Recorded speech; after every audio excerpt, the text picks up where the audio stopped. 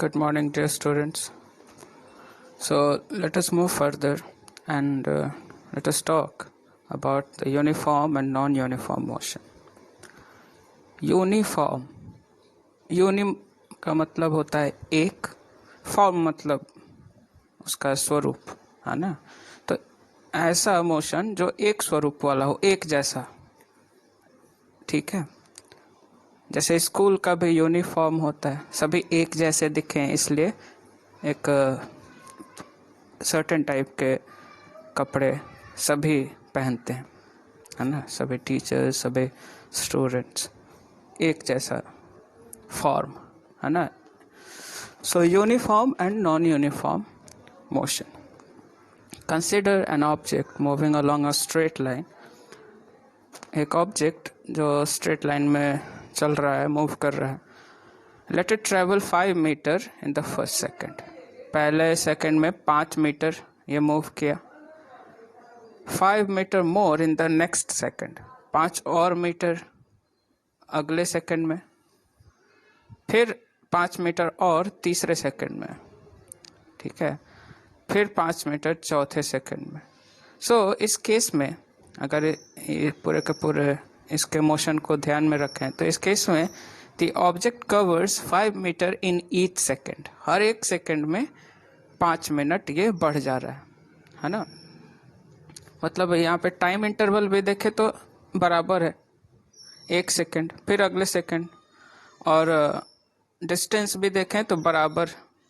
So if N object is travelling, okay, और moving equal distance in equal interval of time, then that object is said to be in uniform motion, है ना.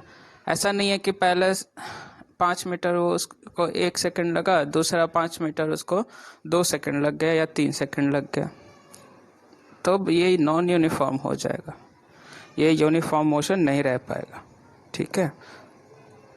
So it is said to be in uniform motion. The time interval in this motion should be small. In our day-to-day life, we come across motion where objects cover unequal distances in equal interval of time, है ना. बहुत सारे ऐसे भी motion आप देखते होंगे जिसमें जो डिस्टेंस तो ट्रैवल कर रहा है, मतलब अगला 5 किलोमीटर के लिए उसको 20 मिनट लग रहा है, फिर अगला 5 किलोमीटर के लिए उसको उससे ज़्यादा लगा, कभी कम लगा, तो ये नॉन यूनिफॉर्म मोशन हो जाता है. For example, when a car is moving on a crowded street और a person is jogging in a park, है ना. तो जैसे कार चलती है किसी भीड़ भाड़ वाले इलाके में, तो वहाँ उसका मोशन जो है नॉन यूनिफॉर्म हो जाता है. कभी रुकना पड़ता है, कभी धीमा होना पड़ता है ना. या फिर कोई इंसान जब पार्क में जॉगिंग करता है तो उसका स्पीड बराबर नहीं होता. शुरुआत में जब ताकत होती है उस समय, जैसे जैसे वो थकेगा उसका मोशन भी धीमा होता जाएगा, उसको ज़्यादा समय लगेगा, उस टाइम को मैनेज कर नहीं पाएगा, उसी यूनिफॉर्मली नहीं चल पाएगा. So now let us talk about this activity 8.5. The data regarding the motion of two different objects A and B are given in table. यहाँ एक टेबल दिया है ना. इसमें डाटा दिया है, एक ऑब्जेक्ट, 2 ऑब्जेक्ट हैं A और B, है ना. ये हर एक 15 मिनट का इंटरवल है, आप देख सकते हो. जैसे 9:30, फिर उसके बाद 9:45, फिर उसके बाद 10, फिर 10:15, 10:30, 10:45 एंड 11. तो इसमें टाइम इंटरवल बराबर है, 15 मिनट का टाइम इंटरवल है ना. और अगले 2 जो टेबल हैं वो डिस्टेंस का यहाँ डाटा दिया हुआ है कि ऑब्जेक्ट ए जो है 9:30 में कहाँ था, है ना. फिर ऑब्जेक्ट बी जो है 9:30 में कहाँ था, ठीक है. सो ऑब्जेक्ट ए जो है 9:30, 10, इधर 12, 9:45 में ये 10 से 20 मीटर्स हो गया. और यहाँ बी जो है 9:45 जैसे हुआ 12 से 19 हुआ, ठीक है, यानी आप देखोगे कि ऑब्जेक्ट ए जो है हर 15 मिनट्स पे ये 10 का इंक्रीमेंट हो रहा है, 10 मीटर बढ़ रहा है हर 15 मीटर, है ना। उसी तरह यहाँ ये ऑब्जेक्ट है 12 से 19, यानी 7 मीटर बढ़ा पहले 15 मिनट में, फिर 19 से 23 यानी 4 मीटर पड़ा अगले 15 मिनट में, फिर यहाँ बहुत तेज़ी से चला, अगले 15 मिनट में 23 से 35 हो गया, यानी 12 मीटर चला अगली बार में। फिर अगली बार जो 15 मिनट और लिया तो 35 से मात्र 37 मीटर तक इसका मूवमेंट हुआ, है ना। तो ऑब्जेक्ट ए जो है यूनिफॉर्म मोशन दिखा रहा है, यानी हर एक 15 मिनट में ये 10 मीटर की दूरी तय कर ले रहा है। Equal distance covered in equal interval of time in case of object A, but here in object B, in equal interval of time the distance traveled is unequal. Okay, so the motion of object A is uniform and the motion of the object B is non-uniform. Now, measuring the rate of motion. Motion के rate को किस तरह से हम measure करते हैं, उसी को स्पीड भी कहते हैं, है ना, कि कितने समय में कितना वो मूव कर गया, रेट, ठीक है, इसी को स्पीड भी कहा जाता है। आप देखते होंगे, आप कभी क्रिकेट मैच में बॉलर बॉल फेंकता है, उसके जस्ट तुरंत बाद मशीन्स लगे होते हैं, जो भी विकेट है ना, वहाँ मशीन्स लगे होते हैं, तो सेंसर लगा होता है, तो वो उस बॉल की गति को माप लेता है ना, वो बॉल के स्पीड को माप लेता है। या फिर आप रोड पर भी चलते होंगे तो कहीं कहीं स्पीड लिमिट का बोर्ड लगा होता है ना, कि आपको कितना के स्पीड से ज़्यादा एक्सीड नहीं करना है। ये सारी चीज़ें आप ज़रूर देखते ही होंगे। बढ़ते हैं आगे, इस मोशन के रेट को किस तरह से मेजर करते हैं, क्या है, इसके बारे में जानते हैं। Look at the situations given in 8.2 if the following speed is the bowling speed is 143 km per hour. In figure 8.2, what does it mean? What do you understand from signboard? So different object may take different amount of time to cover a given distance. हाँ, तो अलग अलग object को अलग अलग समय लगता है किसी खास डिस्टेंस को तय करने के लिए। Some of them move fast and some of them move slowly. The rate at which object move can be different, है ना। तो किस रेट से कोई ऑब्जेक्ट गति कर रहा है, मूव कर रहा है, इसका रेट अलग अलग हो सकता है। Also different object can move at the same rate, और ऐसे भी हो सकता है कि अलग अलग जो ऑब्जेक्ट्स हैं वो एक स्पीड से भी चल सकते हैं, एक रेट से चल सकते हैं। One of the ways of measuring the rate of motion of an object is to find out the distance traveled by the object in unit time, है ना। तो इसका तरीका क्या है पता लगाने का रेट ऑफ मोशन को? तो मोशन में क्या होता है, डिस्टेंस कितना, ये स्पीड में क्या होता है कि कितना डिस्टेंस कोई ऑब्जेक्ट तय किया और उस डिस्टेंस को तय करने के लिए कितना समय लगा, है ना। So this is represented by the symbol, one of the ways of measuring the rate of motion of an object is to find out the distance traveled by the object in unit time. This quantity is referred to as speed, और इसी को speed कहते हैं। The SI unit of speed is metre per second. इसका SI unit जो है metre पर second है ना।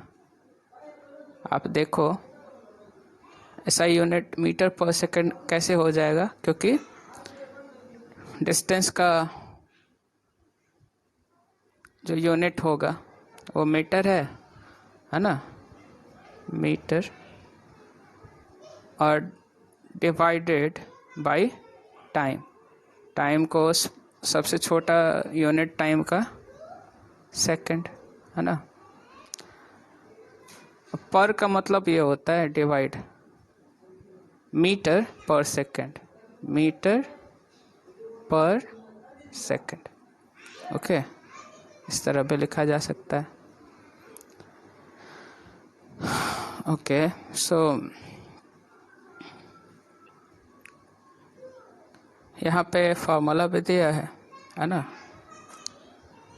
आगे बढ़े। The SI unit of speed is metre per second. This is represented by the symbol ms to the power -1। ऐसे भी लिख सकते हैं, हमने एक्सपोनेंट्स में पढ़ा था है ना।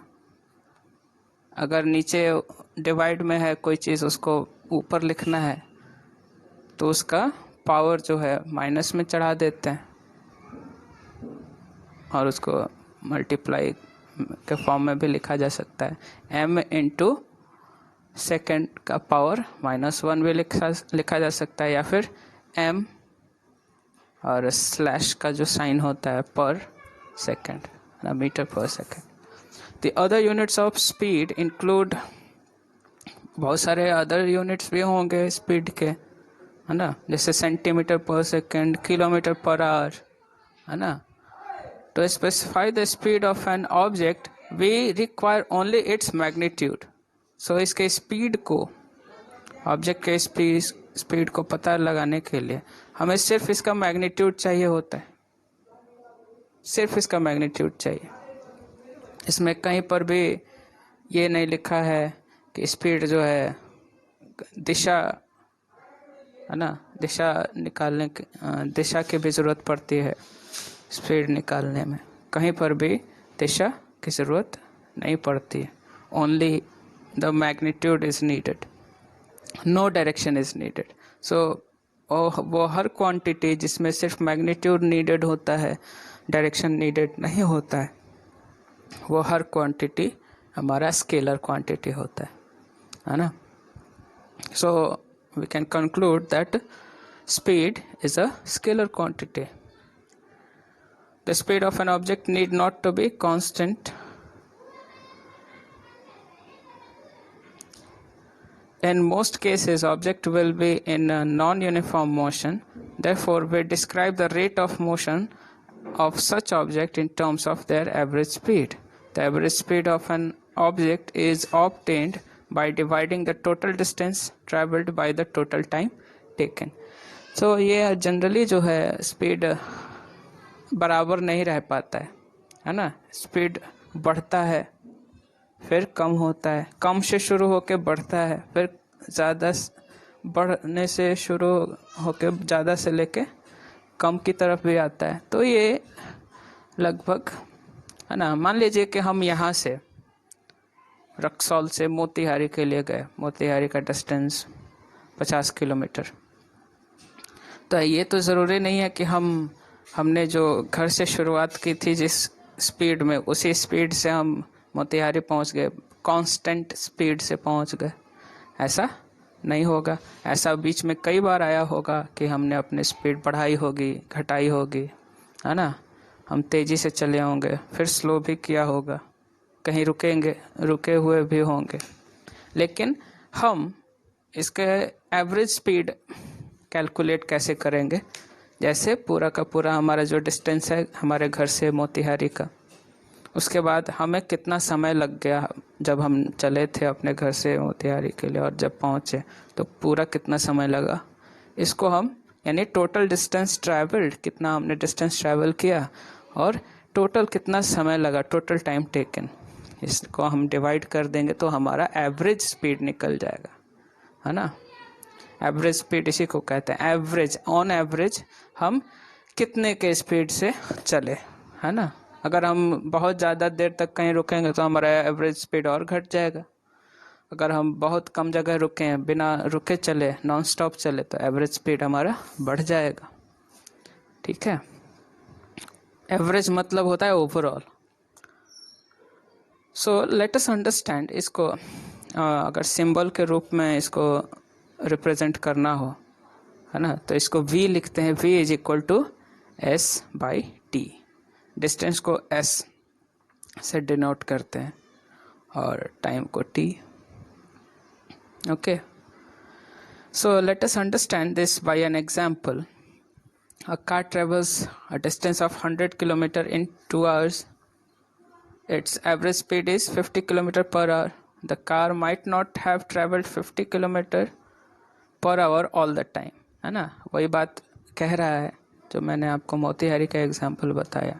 एक कार जो है वो 100 किलोमीटर 2 घंटे में चला, है ना। तो इसका एवरेज स्पीड क्या हो जाएगा, 100/2, that is 50 kilometre per hour. लेकिन ये हर समय 50 किलोमीटर प्रति घंटे के स्पीड से नहीं चला होगा, है ना। कभी ये फास्ट चला होगा, कभी ये इससे स्लो भी चला होगा, 50 से ज़्यादा भी चला होगा, 50 किलोमीटर पर आवर से कम भी चला होगा। Okay, now here example it is given, you go through these examples. Now moving on the next topic which is speed with direction। अभी तो हमने स्पीड को जाना, क्या होता है स्पीड, है ना। और स्पीड एक स्केलर क्वांटिटी है। स्पीड को रिप्रेजेंट करने के लिए हमें डायरेक्शन की ज़रूरत नहीं होती है। लेकिन क्या होता है जब स्पीड स्पेसिफाई हो जाए डायरेक्शन के साथ, मीन्स स्पीड का एक डायरेक्शन भी हो, तब उसे क्या कहेंगे। स्पीड को डायरेक्शन के साथ साथ कंबाइन करके देखा जाए तो क्या होता है। The rate of motion of an object can be more comprehensive if we specify its direction of motion along its speed.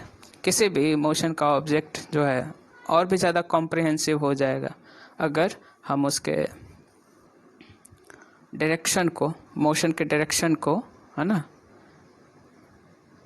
और उसके स्पीड के डायरेक्शन को और भी ज़्यादा स्पेसिफाई कर दें। यानी हम ये उसमें मेंशन करें कि स्पीड से मोशन का डायरेक्शन जो है किस ओर है। The quantity that specify both this aspect is called velocity, और इसी को वेलोसिटी कहते हैं। Speed with direction is velocity, है ना। अगर आगे एग्जाम्पल भी मिलेगा, है ना। अगर कह दिया जाए कि 50 किलोमीटर पर आवर इन ईस्ट, है ना, ईस्ट डायरेक्शन। अगर कहा जाए कि 50 किलोमीटर प्रति घंटा का स्पीड है पूरब दिशा की ओर, है ना, east, towards east, then it is no longer speed. तब ये सिर्फ स्पीड नहीं रह गया, अब इसमें डायरेक्शन जुड़ गया, then it will become velocity. Okay, means इसका डायरेक्शन तय है कि 50 किलोमीटर प्रति घंटा किधर की तरफ, ईस्ट की तरफ, है ना। So velocity is speed of an object moving in a definite direction. So velocity क्या है, किसी भी ऑब्जेक्ट का स्पीड ही है लेकिन उसका दिशा तय है ना, किस दिशा में वो जा रहा है। The velocity of an object can be uniform और वेरिएबल। अब इसका स्पीड भी वेलोसिटी भी जो है यूनिफॉर्म हो सकता है और या फिर वेरिएबल भी हो सकता है, यानी एक जैसा वेलोसिटी भी हो सकता है या फिर बदल भी सकता है। It can be changed by changing the objects speed. अगर स्पीड चेंज होगा तो वेलोसिटी भी तो चेंज हो ही जाएगी भैया, है ना। या फिर डायरेक्शन भी चेंज करेंगे तो इसकी वेलोसिटी चेंज होगी, है ना, या फिर दोनों चेंज करेंगे तो। When an object is moving along a straight line at a variable speed, we can express the magnitude of its rate of motion in terms of average velocity. और अगर ये कोई भी ऑब्जेक्ट अगर स्ट्रेट लाइन में travel कर रहा है ना, फिक्स डायरेक्शन के साथ, और इसका जो है स्पीड चेंज हो रहा है, वेरिएबल स्पीड, तो हम इसको रिप्रेजेंट कर सकते हैं एवरेज वेलोसिटी के रूप में। It is calculated in the same way as we calculate average speed. जिस तरह से एवरेज स्पीड कैलकुलेट किया था उसी तरह एवरेज वेलोसिटी भी कैलकुलेट कर सकते हैं, है ना। So in case of velocity of an object is changing a uniform rate, then average velocity is given by the arithmetic mean of initial and final velocity for a given period of time. So इसका हम average velocity निकालने के लिए किसी भी object का इसका arithmetic mean निकालते हैं, है ना। mean आपने पढ़ा होगा। So मतलब टोटल कितना है और उसको डिवाइड कर देते हैं 2 से। इसमें क्या होगा, 2 वेलोसिटी होगा, इनिशियल वेलोसिटी और फाइनल वेलोसिटी। मतलब इनिशियल मतलब शुरुआत का क्या वेलोसिटी है स्ट्रेट लाइन में जब ऑब्जेक्ट चल रहा है, तो उसकी शुरुआती वेलोसिटी क्या है ना, इसको u से डिनोट करते हैं, ठीक है। और उसकी फाइनल वेलोसिटी क्या है, इसको v से डिनोट करते हैं।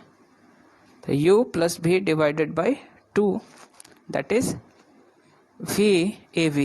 नीचे लिखा है v av, मतलब वेलोसिटी कौन सी वाली, एवरेज वाली av, है ना। v av is equal to u plus v by 2, where v av is average velocity, u is the initial velocity, v is the final velocity of the object. Speed and velocity have the same unit.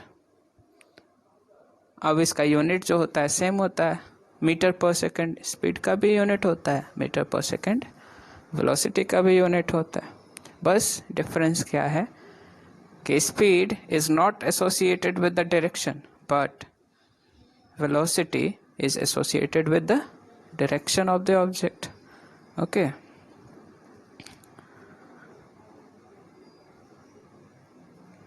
अब आप students ये question आप करो for the homework.